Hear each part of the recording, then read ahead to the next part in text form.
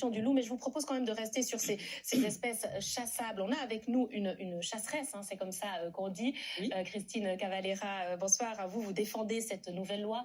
Vous êtes biologiste, hein, et je l'ai dit, chasseresse.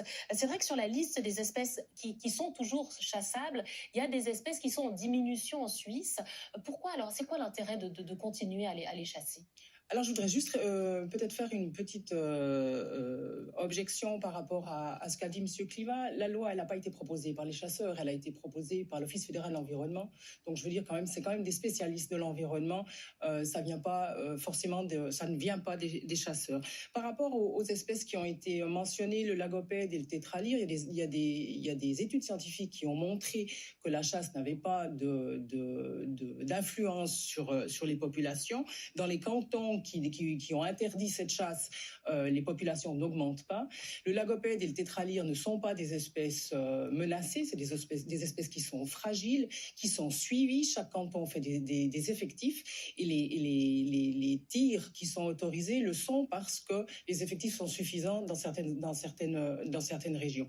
Dans les régions là où les effectifs sont pas suffisants, des mesures peuvent être prises, elles sont prises. Donc la chasse peut être interdite, des distrifrans mixtes avec des mesures spécifiques pour ces espèces-là peuvent être prises et sont prises. On a des exemples, par exemple, au Simplon pour le tétralyre.